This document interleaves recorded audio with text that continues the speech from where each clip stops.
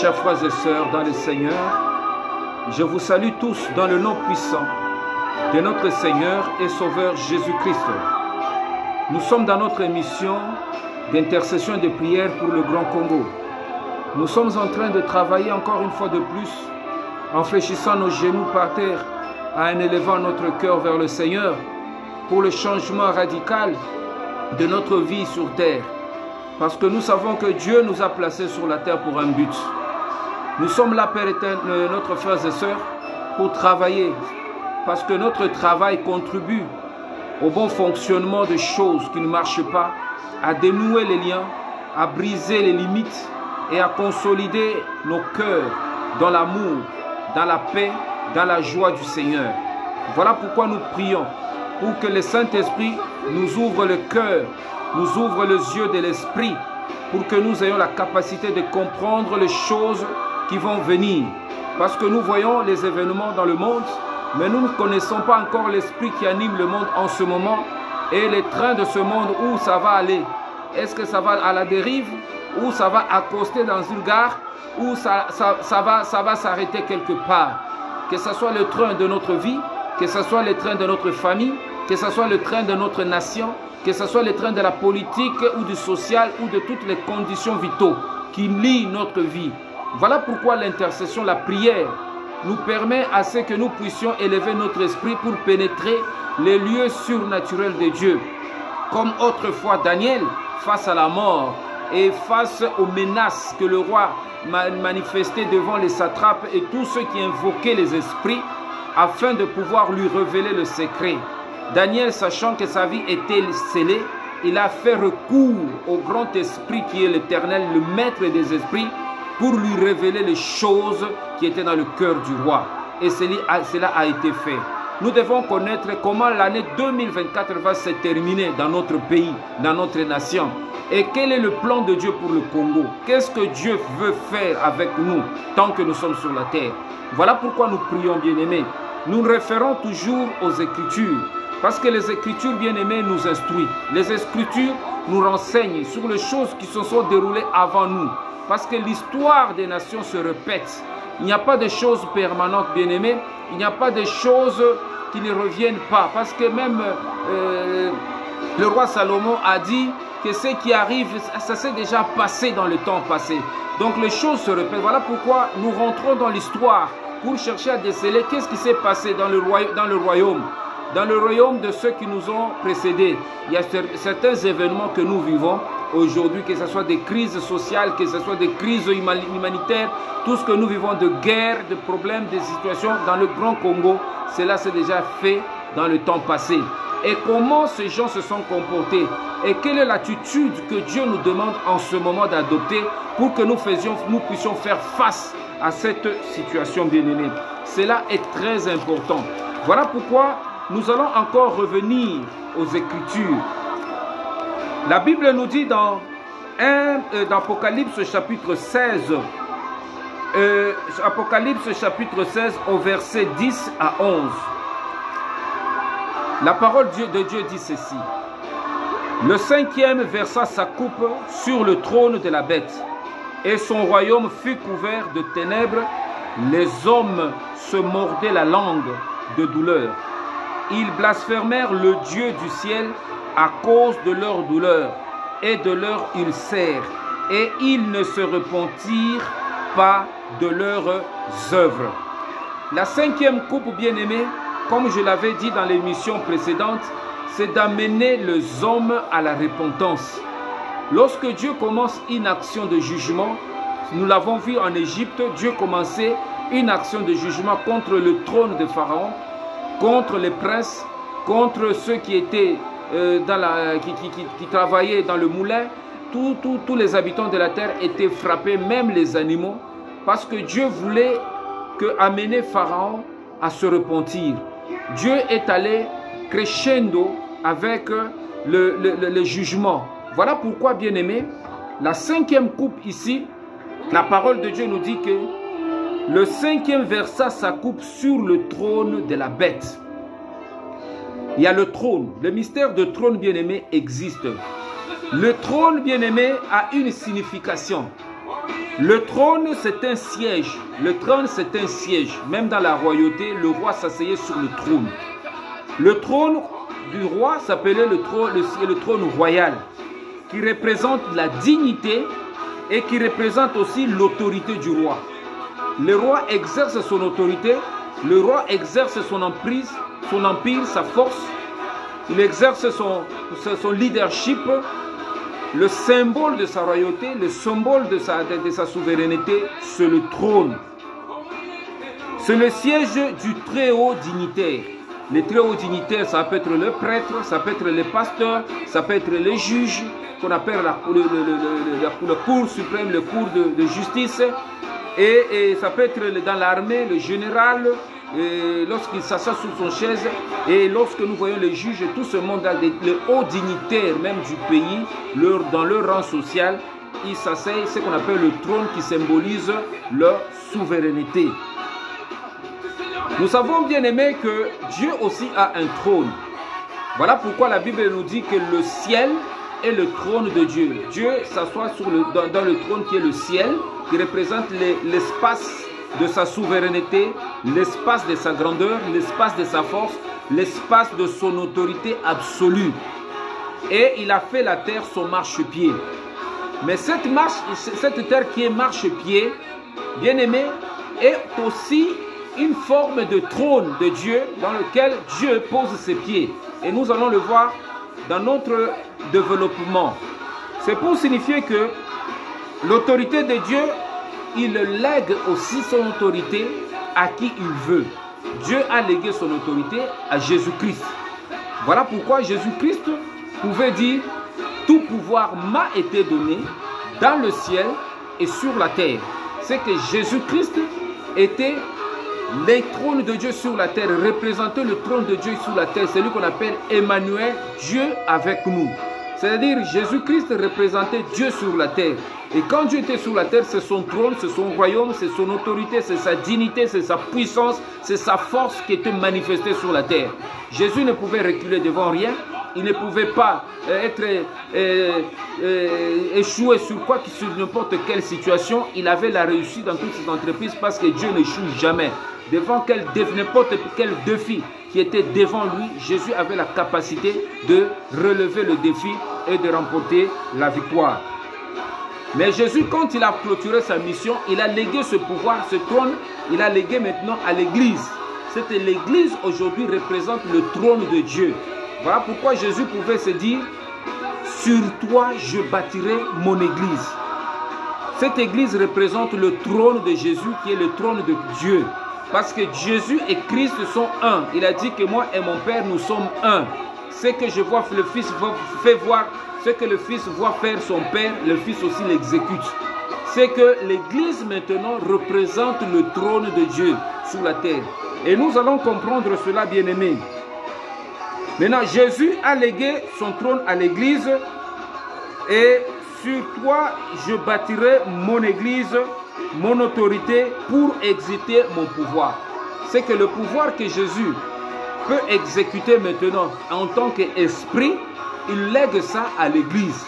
Voilà pourquoi l'Église aujourd'hui sur la terre a un rôle très important. L'Église représente le trône de Dieu, la souveraineté de Dieu, la puissance de Dieu en manifestation, la puissance absolue. Donc l'Église doit représenter, doit défier n'importe quelle situation. Si l'Église du Congo est le trône de Dieu, cette Église du Congo doit relever les défis du Congo, doit relever les problèmes du Congo, doit manifester la puissance de Dieu devant des démons, des esprits méchants qui bloquent la nation, qui étouffent la nation, qui cherchent à tout prix que la souffrance augmente.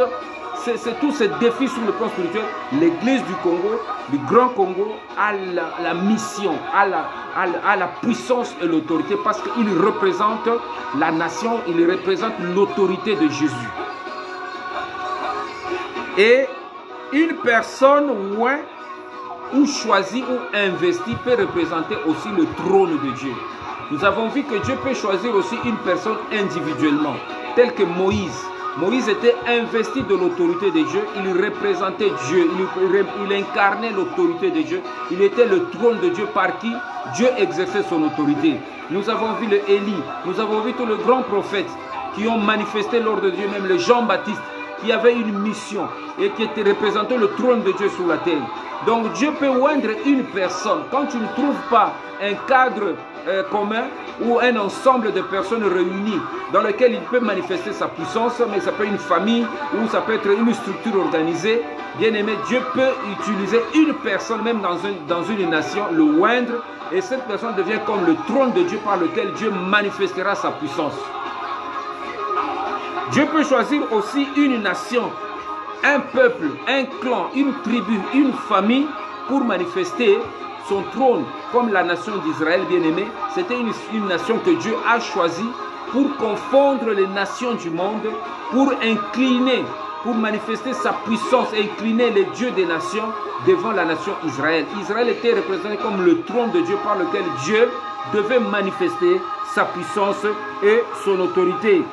Il peut choisir un territoire, un pays, donc Dieu peut installer son trône là où il veut. Ce qui est important, bien-aimé, c'est de comprendre la nature du trône. La nature du trône, le trône a une nature. C'est que le trône a une nature spirituelle d'abord, parce que la Bible nous dit que le ciel est le trône de Dieu. Personne ne peut scruter le ciel et voir où se trouve le ciel. Personne ne peut connaître où se trouve le ciel, bien-aimé. C'est une dimension spirituelle. Donc Dieu règne dans le ciel et son trône est dans le ciel. C'est une nature spirituelle. Il y a aussi un trône moral. Ce qu'on appelle le trône moral, Dieu utilise maintenant l'aspect moral pour manifester son trône. Tel que l'Église qui est établie, il y a les serviteurs de Dieu qui sont les autorités morales. Ça peut être une autorité morale, une autorité qui est un serviteur de Dieu, un juge. Tout ça, ce sont des autorités morales. Les avocats, tous ceux qui travaillent au service de la loi, et ce sont des autorités morales pour moraliser les hommes, que ce soit même dans les services militaires, pour moraliser, impliquer l'homme dans la discipline. Alors, ce sont des trônes aussi moraux. Il y a aussi des trônes physiques. C'est qu'un trône physique, c'est ce qu'on peut voir un siège. Et la personne qui doit s'asseoir sur ce siège-là, il doit incarner une certaine autorité et soit il peut exercer son influence sur les autres. Voilà pourquoi, bien-aimés, nous devons comprendre la nature. Les trônes sur la terre, elles se situent dans le monde. Le trône sur la terre se situe dans le monde. Voilà pourquoi la Bible nous parle aussi des enfants de Dieu. Nous sommes dans le monde, mais nous ne sommes pas du monde. Et dirigés par la bête. Voilà pourquoi Jésus dit que la terre tout entière est sous l'emprise de l'ennemi, sous l'emprise de l'impie. C'est-à-dire le monde, ce qui dirige l'esprit du monde, la bête dirige le monde. Le trône de la bête dirige le monde. Le monde entier est sous la domination de la bête. Maintenant, nous allons comprendre pourquoi Jésus maintenant vient mettre sa coupe, la cinquième ange, exerce maintenant son influence sur le trône de la bête. Parce que lorsqu'on attaque le trône, on attaque la royauté, on attaque la dignité, on attaque la puissance, on attaque l'autorité, directement on attaque la personne qui s'assoit sur le trône. Pour détruire une personne, il faut s'asseoir et détruire son fondement. Le trône représente aussi le fondement sur lequel est bâtie l'autorité du souverain. Lorsqu'on renverse le trône, en même temps on renverse sa souveraineté, on renverse sa puissance, on renverse son ordre de puissance. Voilà pourquoi la cinquième coupe vient exercer maintenant le jugement sur le trône de la bête. Parce que c'est la bête qui influence négativement le monde. Et nous allons le voir, bien aimé. Nous avons toutes les organisations. Le trône peut aussi symboliser une nation, un pays. Ça peut aussi symboliser une ville, une cité, un clan, une famille ou toute autre structure et organisation. Nous avons plusieurs organisations sur la terre. Nous avons par exemple ce qu'on appelle l'Organisation nationale de l'ONU. L'Organisation nationale des États-Unis, l'ONU. Dans cette organisation, c'est plusieurs nations qui s'unissent, qui établissent leurs représentants et qui parlent, qui prennent même des décisions, même dans les conseils de sécurité, ils prennent des décisions contre des nations, des sanctions et toutes ces choses-là. C'est par là que le diable aussi passe pour affaiblir certaines nations qui sont en concurrence, pour les mettre dans des embargos inutiles, pour chercher à créer toutes sortes de structures. Le diable utilise cet instrument qu'on appelle l'ONU pour soit affaiblir ou contrôler certaines nations indépendamment de leur volonté, en leur imposant certaines politiques pour les mettre à genoux et les influencer à marcher contrairement à leur volonté. Il y a toutes ces organisations qui sont dans le monde. Il y a l'OMS, par exemple, l'Organisation mondiale de la santé, pour chercher à contrôler la santé des humains, imposer certains vaccins qui sont contraires aux mœurs et à la santé parce qu'ils veulent contrôler ou gérer certaines choses selon leur politique. Le diable utilise aussi ce bras pour essayer d'influencer. Il y a tous ces HCR, le contrôle des réfugiés.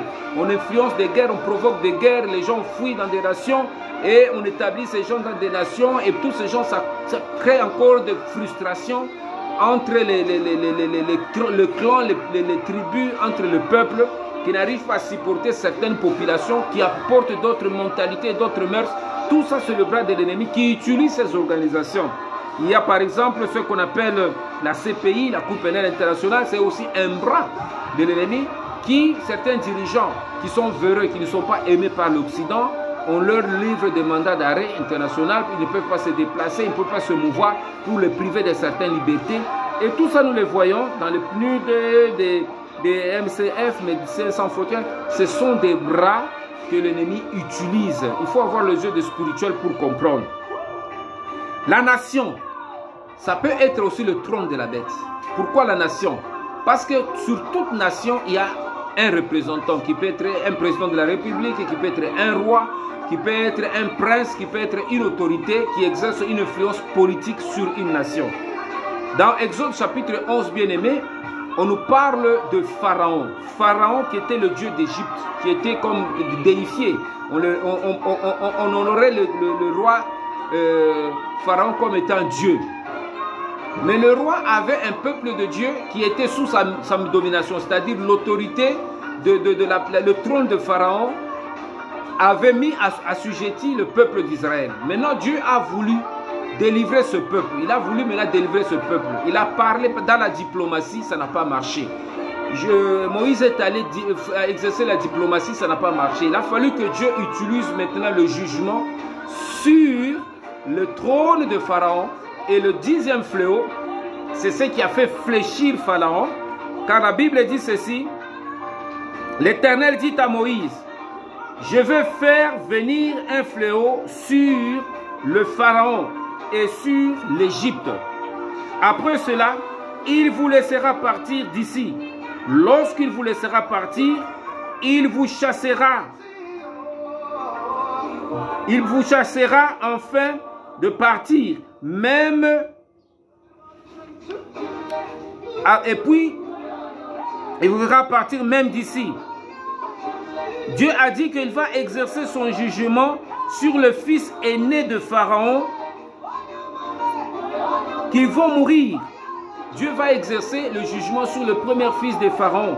Non seulement le premier fils de Pharaon, même le fils de la servante et qui travaille à la meule jusqu'au premier-né des animaux. Dieu a exercé le jugement sur le trône de l'Égypte. Le trône de l'Égypte représentait le potentiel, le pouvoir absolu de l'Égypte pour exercer son influence sur le peuple de Dieu. C'est ainsi que quand nous sommes dans ce monde bien-aimé, dans n'importe coin du monde où tu te trouves, il y a toujours une influence qui est liée au territoire que tu occupes. Au Congo, dans le Grand Congo, il y a un esprit du Grand Congo. C'est-à-dire que ce sont des esprits qui influencent. Tu ne peux pas émerger, tu ne peux pas te développer si tu ne partises pas avec ces esprits, s'ils ne te laissent pas faire, s'ils ne t'autorisent pas, s'ils ne t'ouvrent pas les portes.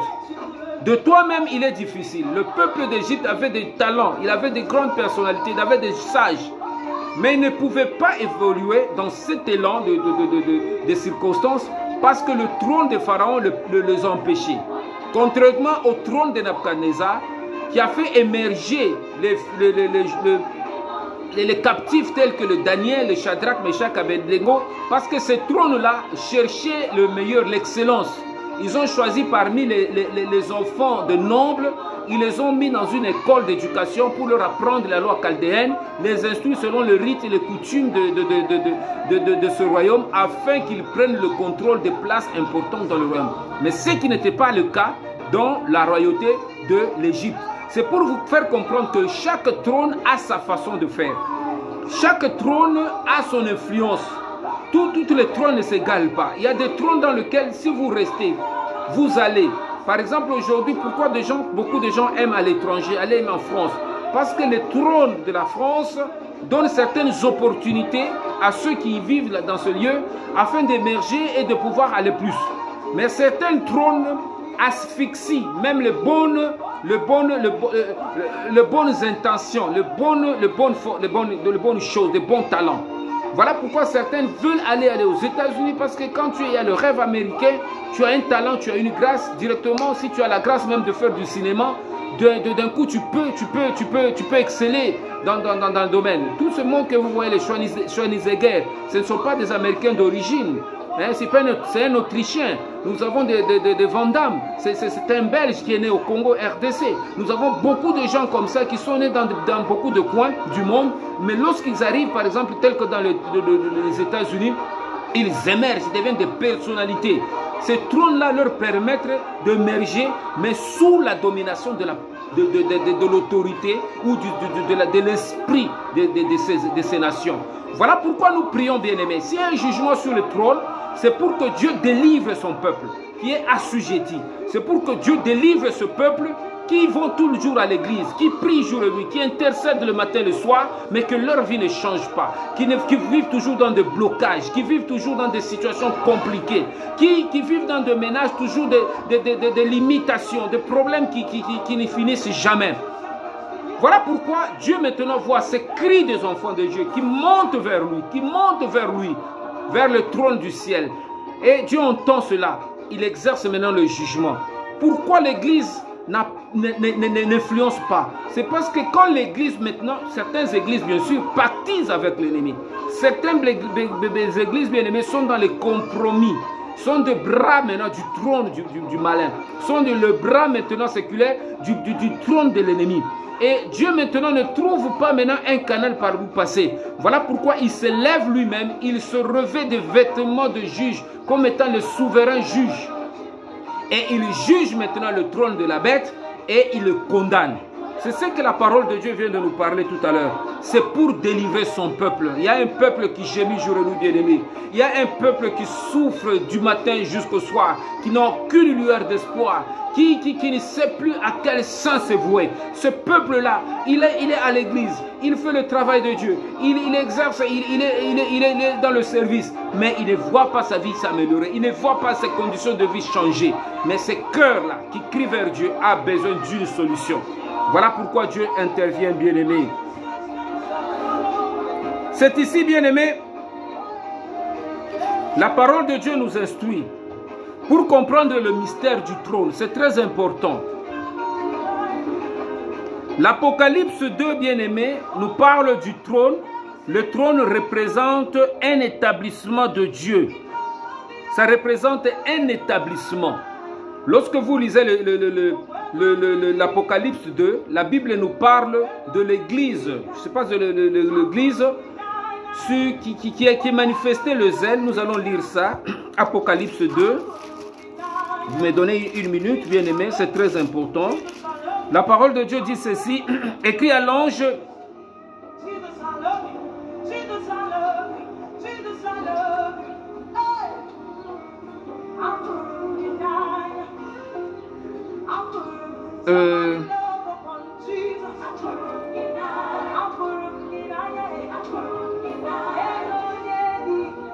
Chapitre 12, Apocalypse 2.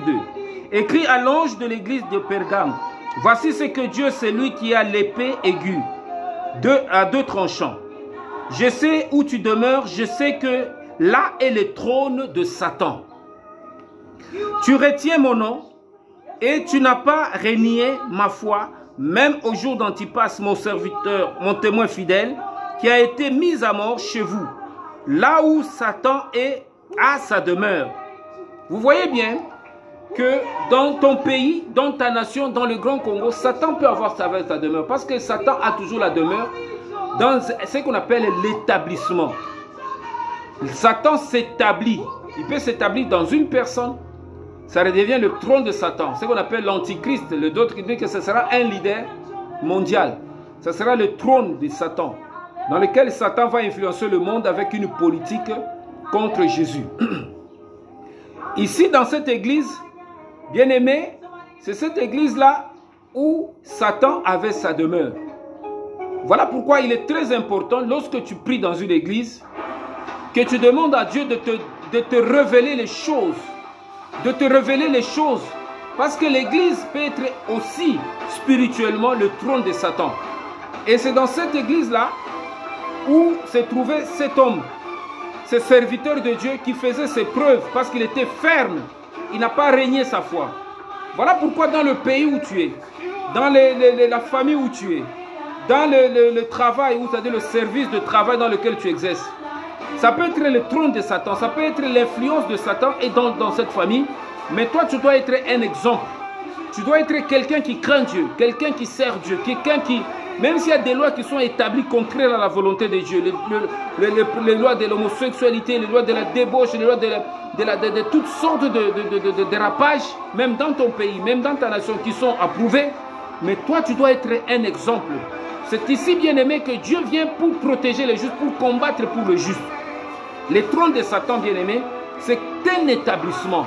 Toute loi maléfique qui est établie dans notre vie, même dans notre cœur, représente le trône de Satan. Et c'est le combat que Jésus vient maintenant dans notre vie pour nous aider à déloger la puissance de Satan qui est dans notre cœur, à déloger la puissance de Satan qui nous empêche de vivre la vie chrétienne, de vivre la vie de Jésus, de vivre l'amour de Jésus, de vivre la puissance de Jésus en manifestation. Ce trône peut être établi dans tes pensées. Tu as les pensées liées. Tu as les pensées liées parce que Satan contrôle tes pensées. Le trône de Satan, il peut le mettre dans tes pensées. Il peut te mettre dans ta vision. Tu n'as pas la vision de Dieu. Tu ne vois que la vision de ce monde, la gloire de ce monde. Tu ne vois que tu cours derrière toujours les choses que Dieu n'aime pas. Il peut mettre cela même dans tes paroles. C'est-à-dire le trône de Dieu utilise ta bouche. Ta bouche là ne profère pas que le mensonge. Parce que le diable est le roi du mensonge et le prince du mensonge. Tu ne professes que les divertissements. Tu ne profères que les dérapages. Tu ne professes pas la vérité. Tu ne professes pas la vie de Jésus.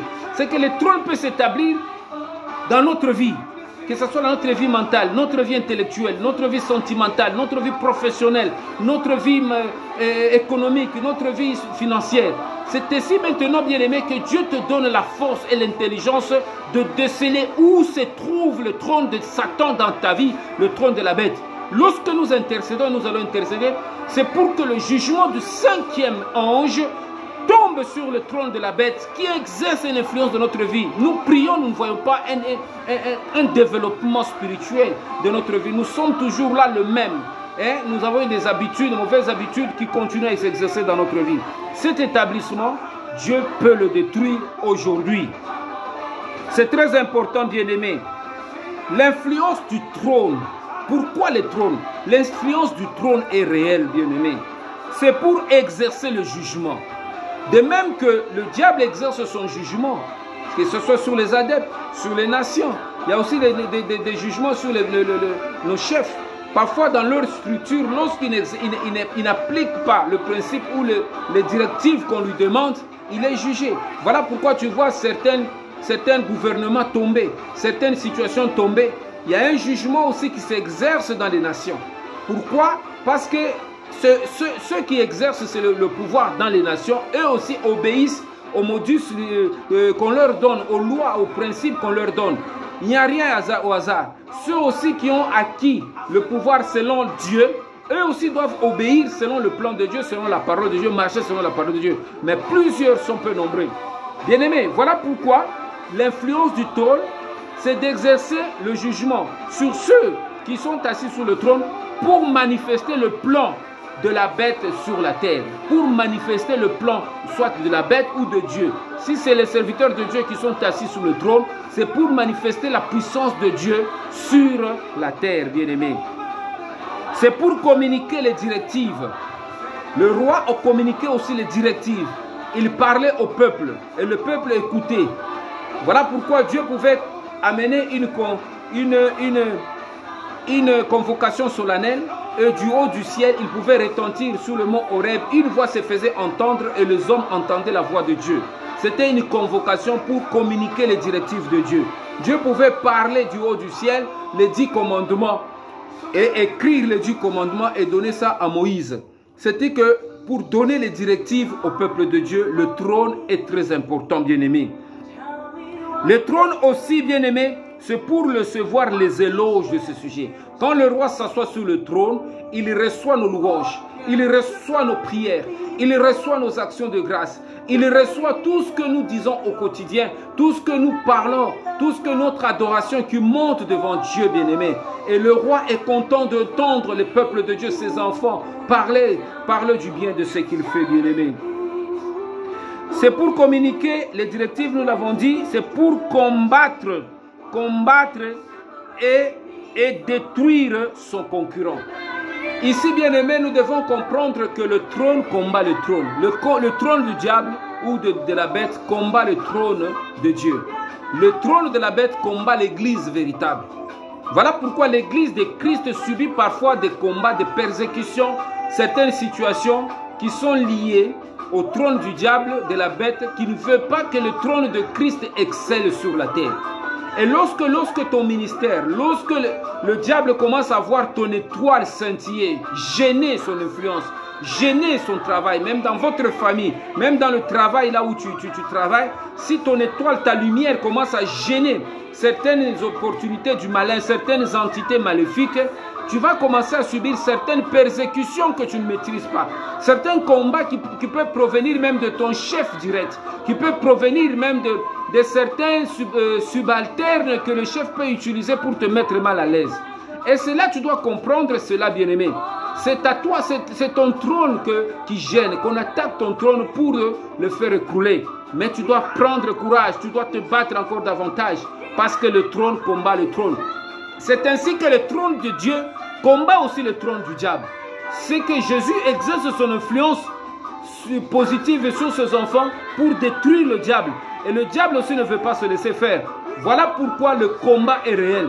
Voilà pourquoi le combat, bien-aimé, ce n'est pas facile. Mais nous devons persévérer pour que Dieu nous donne la victoire. Résister jusqu'à ce que Dieu nous donne la victoire, bien-aimé.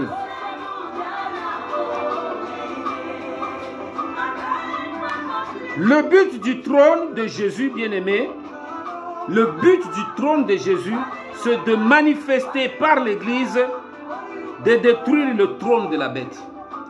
Parce que Jésus-Christ, il a combattu. Jésus n'était pas venu pour détruire Satan. Jésus est venu pour détruire les œuvres du diable. Il a détruit l'impudicité. Il a détruit la puissance de la mort. Il a détruit la puissance de la fornication, la puissance de la débauche. Il a détruit la puissance de la haine, de la jalousie, de toutes sortes de péchés. Il a donné ce pouvoir à l'Église, à l'homme, de pouvoir maintenant le finaliser ces choses et de détruire le diable. Pourquoi, bien-aimé? Parce que le diable qui est sur la terre, il se représente comme le propriétaire de la terre. Mais Jésus-Christ, comme il ne peut pas violer les lois, il est venu sur la terre en prenant le corps humain. Mais lui étant Dieu, ne peut pas se rabaisser pour combattre le diable qui est sur la terre. Mais l'homme qui a été créé sur la terre, Dieu a donné la terre aux fils des hommes.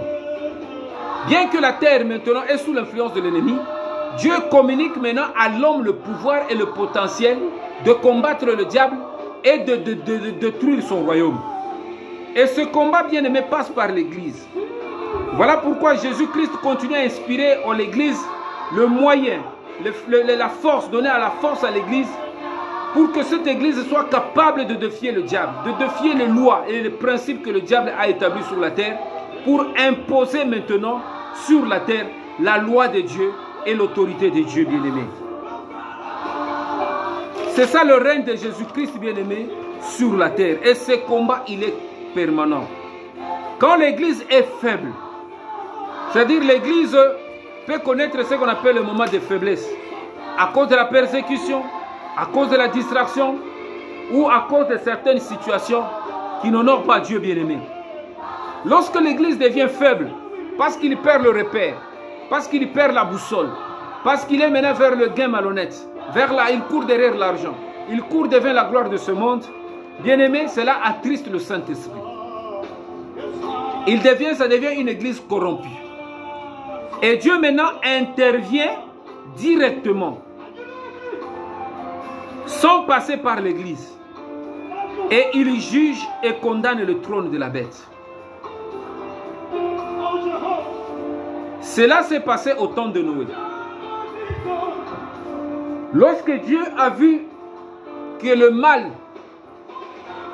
s'est multiplié, s'est amplifié sur la terre, la méchanceté avait accru au temps de Noé. Il y a eu des dinosaures, il y a eu des géants qui faisaient toutes sortes de mal. Dieu a jugé maintenant d'exercer le jugement depuis le ciel sur la terre. Mais il devait protéger Noé et sa progéniture. Le jugement de Dieu qui est tombé du ciel par une pluie torrentielle qu'on appelle le déluge, c'était pour juger et pour mettre fin au trône de Satan qui était sur la terre. Il a fait avec Sodome et Gomorrhe. Un feu qui est descendu du ciel, il a dévoré les villes de Sodome et de Gomorrhe. Il y a un jugement aussi à venir qui viendra bien aimé sur la terre. Mais avant que cela n'arrive, bien aimé, nous devons savoir que le jugement de Dieu continue. Dieu met la pression sur le trône de la bête. Et vous allez voir, beaucoup de choses vont s'opérer. Qu'est-ce qui s'est passé maintenant lorsque la 5e coupe a été versée sur le trône de la bête? La Bible nous parle qu'il y a eu de l'obscurité. Nous allons relire. La parole de Dieu dit ceci. Le 5e versa sa coupe sur le trône de la bête et son royaume fut couvert de ténèbres. Le royaume de la bête fut couvert de ténèbres. Nous allons maintenant comprendre quel est le pouvoir de ténèbres. Est-ce que c'est le ténèbre naturel? Est-ce que c'est le ténèbre surnaturel? Parce qu'il y a un ténèbre naturel. Lorsqu'il y a absence du soleil, lorsqu'il y a l'absence de l'électricité ou absence de lumière, il fait noir, bien aimé. C'est automatique. Mais il y a un ténèbre qui ne dépend pas de la lumière, qui ne dépend pas de la lumière du soleil ou de la lune. Quelqu'un peut marcher en plein jour, mais il vit dans le ténèbre, il marche dans le ténèbre. C'est le ténèbre de l'âme, c'est le ténèbre de l'esprit. Parce que le trône de la bête n'est pas physique, il est spirituel. Et Dieu plonge maintenant ce trône spirituel dans le ténèbre. Et tous les adeptes de ce trône maintenant commencent à se mordre la langue. C'est ce que la Bible dit. Nous réalisons, bien aimés. La Bible dit ceci. Les hommes se mordaient la langue de douleur. Se mordaient la langue de douleur. Ils blasphémèrent le Dieu du ciel à cause de leur douleur et de leur ulcère. Ils ne se repentirent pas. La douleur que Dieu va infliger maintenant sur le trône de la bête, qui va plonger les hommes dans des circonstances douloureuses, va affecter l'humanité tout entière. C'est ici que Dieu est en train de nous dire, bien-aimés, que le ténèbre peut symboliser l'ignorance. Dieu peut placer maintenant le monde dans un temps d'ignorance où les hommes peuvent faire des choses qu'ils ignorent les conséquences qui peuvent en découler de leurs actes. Le ténèbre représente aussi l'ignorance. Quand quelqu'un marche dans l'ignorance, il marche dans le ténèbre. Les ténèbres peuvent symboliser aussi la confusion. Dieu met la confusion dans le monde. Les gens qui étaient dans des organisations, toutes les organisations, les établissements que nous avons parlé, que ce soit les établissements des ONU et toutes les organisations internationales, Dieu met seulement la confusion. L'Union européenne, toutes ces organisations, l'Union africaine, toutes ces organisations mondiales qui influencent la terre, qui influencent le monde avec leur politique. Dieu met la confusion entre eux, ils n'arrivent plus à s'entendre. Ils arrivent à s'entrechoquer, ils arrivent maintenant à s'entretuer. Dieu peut mettre aussi la confusion dans les structures religieuses. où tu vois que les pasteurs maintenant se divisent, ils commencent à se commettre parce que ces églises-là n'honorent pas Dieu. Dieu met la confusion même dans des familles. Dieu met la confusion dans le pays, dans les structures administratives, économiques, sociales et politiques, dans des partis politiques, dans tout ce monde-là, tous ces établissements qui sont sur la terre. Dieu peut mettre la confusion, la coupe de la confusion qui représente le ténèbre. Et les gens commencent à se mordre la langue. Ce sont des situations de fatalité qui peuvent venir sur la terre. Ce sont des situations de chaos. Ce sont des situations de grande instabilité monétaire, sociale, économique, financière. Bien-aimés, de soulèvement, même des rébellions. C'est ce que représente le ténèbre. Ça peut être aussi des mésaventures, des mésententes et des incompréhensions, bien-aimés. Ça peut être même des morts subites, des fléaux qui peuvent toucher la terre. Tout ça représente, bien-aimés, ce qu'on appelle le ténèbre. Et ce ténèbre, Dieu le place maintenant sur le trône de Satan. Si ta vie, tu as un trône de Satan sur ta vie, bien-aimé, tu vas connaître le ténèbre. Si tu as le trône de Satan, Seigneur, tu es sous le trône de Satan qui influence ton pays, qui influence ta nation, qui influence ton structure, qui influence n'importe quoi. Dieu maintenant va juger tout trône de Satan, tout trône de la bête qui est manifesté sur la terre. Et les conséquences vont être très fâcheuses, bien-aimés. Bien-aimés, le but de la 5e coupe, c'est de libérer le peuple de Dieu qui sont emprisonnés par le trône de Satan. La nation de Dieu qui gémit sous l'influence du trône de la bête doit être libérée.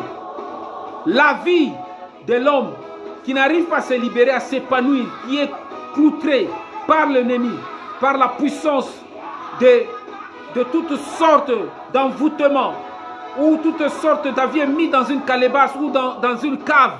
Tu n'arrives pas à émerger. Tu travailles, ton esprit travaille les champs, travaille les casses de pierre la nuit. Tu te sens toujours fatigué le matin, pourtant tu n'as pas travaillé. Ta vie est liée. Tu travailles pour l'entreprise de la bête. Spirituellement, tu travailles, mais physiquement, tu ne travailles pas. Tu ne gagnes pas l'argent. Ton esprit travaille dans le monde, dans des canaux de mal. Tu es exploité spirituellement. Il faut que Dieu te libère. Certaines personnes bien-aimées, vous le voyez la nuit travailler, leur esprit travaille, ils travaillent dans le rêve. Mais quand ils se réveillent le matin, ils sont toujours fatigués. Ah, nous sommes pas ici, pourtant, maintenant, ton esprit travaille, bien-aimé. Tu travailles pour le diable, tu travailles dans les carrières, dans les champs des gens. Tu es en train de courir à gauche et à droite la nuit, tu n'as pas la paix. Ton esprit travaille. C'est comme le peuple d'Israël, ils travaillaient pour construire des tombeaux. Ils étaient fatigués, ils étaient enlacés. Mais il fallait que Dieu le libère. Il a exercé le jugement sur le trône de Pharaon. De même, Dieu veut exercer le jugement sur la bête qui détruit ta vie, la bête qui détruit ton esprit, qui détruit ta liberté. Tu n'arrives pas à vivre dignement sur la terre parce qu'il y a une bête sur ta vie, il y a une bête dans ton cœur, il y a une bête dans ton âme, dans ton esprit. Il faut que cela cesse aujourd'hui au nom de Jésus. Voilà pourquoi, bien-aimé, le trône de Jésus vient exercer le jugement sur le trône de la bête. Et le trône de la bête doit connaître maintenant l'obscurité. Le trône de la bête qui est le Congo, Brazzaville, du Congo, Kinshasa, doit connaître maintenant l'obscurité totale. Et Dieu va le juger. Et Dieu va le mettre maintenant à exercer une douleur. Ils vont se mordre la langue au nom de Jésus. C'est important, bien-aimé. Lorsque Dieu laisse les choses, rien ne doit changer. Lorsque Dieu n'agit pas, bien-aimé, rien ne pourra pas changer. Il est important maintenant, bien-aimé, que le trône de Dieu agisse. Voilà pourquoi nous devons prier. Nous devons invoquer l'ange du 5e coupe d'exercer le jugement, de verser sa coupe sur le trône de la bête. Que ce soit la bête orientale, la bête occidentale, la bête économique, la bête financière, la bête politique, la bête sociale, la bête de la santé, la bête de notre intelligence, de notre pensée, la bête de nos sentiments, la bête qui dérange notre vie, doit maintenant connaître le ténèbre dans le nom puissant de Jésus. Commence à prier. Seigneur, j'aimerais t'invoquer en ce moment, en vertu du pouvoir et de l'autorité que tu donnes à l'Église, que tu donnes à ma vie. Seigneur, j'invoque maintenant l'autorité du 5e ange. qu'il verse maintenant sa coupe. Qu'il verse maintenant sa coupe sur le trône de la bête. Ce trône qui est spirituel et qui exerce l'influence dans le Grand Congo. Qui exerce maintenant l'influence sur le Congo Brazza, sur le Congo Kinshasa. Que cette bête qui étouffe la vie financière, qui étouffe la vie économique, qui étouffe la vie sociale, qui étouffe la vie au nom de Jésus. Que cette bête maintenant sente la ténèbre entrer dans son royaume. Sente et que tous les adeptes, les faux prophètes qui exercent leur influence dans ce monde, qui travaillent avec la bête, qui travaillent au service de la bête, se mordent la langue. Se mordent la langue. Je prie maintenant par le pouvoir de Jésus, celui qui est le prince, le roi de la terre, que la bête, le trône de la bête qui est dans mon cœur, qui est dans mon âme, qui me dérange, qui me donne la lourdeur, qui me donne toutes sortes de pensées négatives, toutes sortes de manifestations contraires à la volonté, qui me communique la haine pour me mettre sous l'influence du péché, sous l'influence des esprits méchants, sous l'influence des principautés, des dominations, qui bloquent mon travail, qui bloquent mon esprit, mon imagination, qui m'empêchent de servir, de marcher selon la volonté de Dieu. Que ce trône de la bête maintenant connaisse le ténèbre, que la confusion rentre, que la confusion rentre, que le ténèbre maintenant rentre dans toutes les pensées de la bête qui ne me voie plus, qui ne voie pas ma vie, qui ne voie pas ma famille, qui ne voie pas mon argent, qui ne contrôle rien dans mon cœur, qui ne contrôle rien dans mon âme, qui ne contrôle pas mes finances, qui ne contrôle pas mes projets, qui ne contrôle pas que tout ce que j'exerce sur la terre soit maintenant isolé, qu'il soit isolé et qu'il n'arrive pas à influencer ma vie. Tu dois prier, bien-aimé. Le trône de la bête contrôle ta vie, contrôle tout ce que tu fais. Même si tu chuchotes de projets cette année je vais faire ceci. Lui, il avale ça. Et tu vois tous tes projets aller sans se réaliser, aller se détruire. Maintenant, tu dois prier. Quel que soit l'esprit qui agit dans le Grand Congo, qui peut t'empêcher, qui peut chercher à t'étouffer, que le trône maintenant de la bête du Grand Congo connaisse maintenant la confusion. Que Dieu maintenant lui mette la main sur la bouche. Qu'il mette maintenant la main sur ses yeux. Qu'il ne me voie pas, qu'il ne te voie pas. Dans le nom puissant de Jésus. Au nom de Jésus pour te libérer. Tu exerces, l'ange exerce maintenant l'influence. La coupe sur le trône de la bête. Que cette bête de ma vie, cette bête de mon cœur, cette bête de mon âme, cette bête de mon esprit qui dérange ma vie, qui dérange ma famille, qui dérange mon travail, qui dérange mon cœur, puisse maintenant tomber dans l'obscurité totale. Tomber dans l'obscurité totale. Qu'il se mord la langue. Qu'il se mord la langue. Qu'il se mord la langue. Au nom de Jésus. Au nom de Jésus. Au nom de Jésus. Que la douleur augmente. Qu'il soit plongé dans le ténèbre. Que ce trône soit plongé dans le ténèbre total. Le trône de l'impie soit plongé.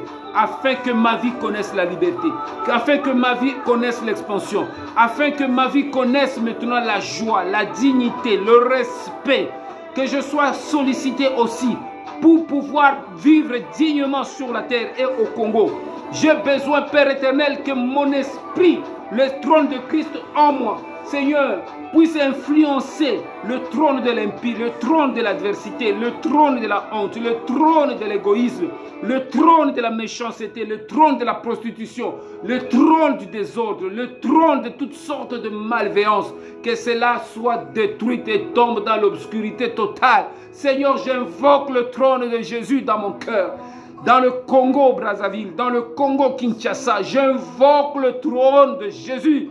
Que tu t'établisses, Seigneur, dans ma vie, dans la vie de mon cœur, dans la vie de mon âme, dans la vie de mon entreprise, dans la vie de ma famille, dans la vie de mes pensées, dans la vie de mes idées, de mes facultés, de mon raisonnement, de mon entendement, pour que, Père, j'excelle. Là où les gens pensent que c'est impossible d'exceller, c'est impossible de vivre de grandes choses, parce qu'il y a une conjoncture spirituelle qui influence la vie. Mais je dis à partir d'aujourd'hui, ce trône maléfique qui dérange ma vie, qui dérange mon frère, qui en ce moment n'arrive plus à vivre sa liberté, à vivre tout son travail, englouti par des dettes, englouti par des circonstances, des maladies, des situations difficiles. maintenant qui cherchent une lueur d'espoir. Oui, bien-aimés, cet homme de l'amertume, du découragement, de toutes sortes de mal qui détruisent nos espoirs, qui détruisent notre aspiration et qui détruisent notre élan de vie ici au Congo, qu'il tombe dans l'obscurité, qu'il tombe dans l'obscurité, qu'il tombe dans l'obscurité, qu'il soit plongé dans l'obscurité, qu'il soit plongé dans l'obscurité, que le Congo maintenant trouve un appui fiable qui est le trône de Jésus, que le trône de Jésus qui est l'espoir, qui est la lumière, qui est la victoire, qui est la paix, qui est la guérison, qui est la prospérité, qui est les choses qui ne marchent pas maintenant au Congo, Brazzaville, au Congo Kinshasa. Seigneur notre Dieu, marche, que les situations de guerre maintenant tombent, fait tomber, que le trône de la guerre maintenant cesse au nom de Jésus.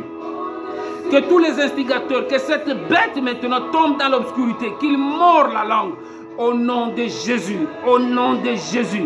Maintenant ou jamais, Seigneur, ton nom est bafoué.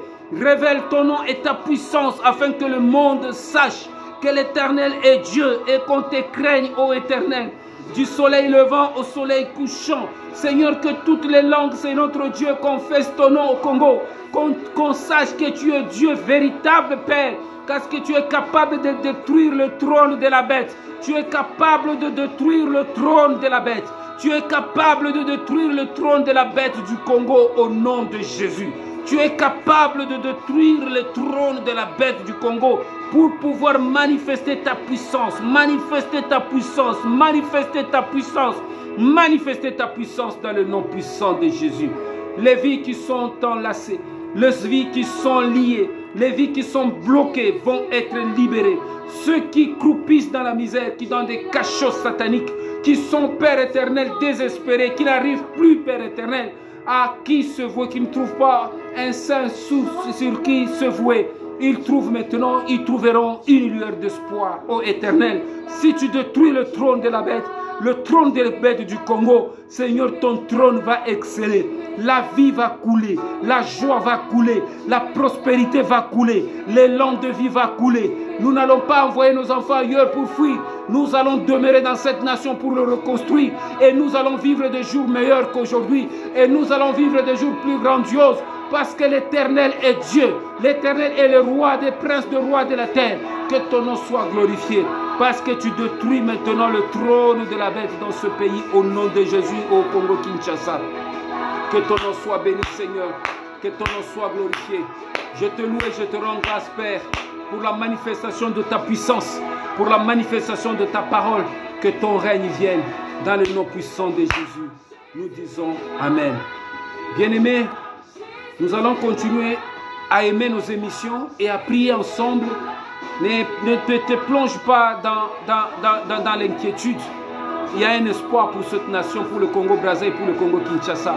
Malgré toutes les situations qui nous lient, tantôt d'une manière ou d'une autre, ne désespère pas, ne fuis pas le pays, ne cherche pas à aller ailleurs, parce que le diable est partout, bien-aimé. Combat dans là où Dieu t'a mis, là où Dieu t'a placé, tu deviens l'établissement de Dieu, tu deviens le trône de Dieu. Combat là où tu es, bien-aimé, que ce soit dans ta famille, que ce soit dans ton service, que ce soit dans n'importe quel lieu, là où tu exerces, dans ton foyer. Bien-aimé, travaille, combat, et Dieu va nous donner la victoire, parce que nous allons vivre des choses. Dans le jour à venir, nous allons vivre le trône de la bête et plonger maintenant dans le ténèbre. Tu vas vivre que les nations qui influencent le Congo négativement, Dieu va les plonger dans des confusions extraordinaires que nous n'allons jamais comprendre, qui ne s'est jamais passé, bien-aimé, avant nous. Et cela, c'est parce que Christ est maintenant dans son autorité, est en train d'agir. Abonnez-vous, partagez les liens à d'autres frères. Peut-être ils seront bénis. Peut-être eux aussi, ils vont aimer, ils vont aussi vivre des choses. Que Dieu vous bénisse, bien-aimés. Que Dieu vous bénisse davantage. Dans le nom puissant de Jésus. L'Éternel est Dieu, le Dieu tout-puissant. Que son nom soit glorifié. Nous nous retrouvons à la prochaine émission dans le nom puissant de Jésus. Amen.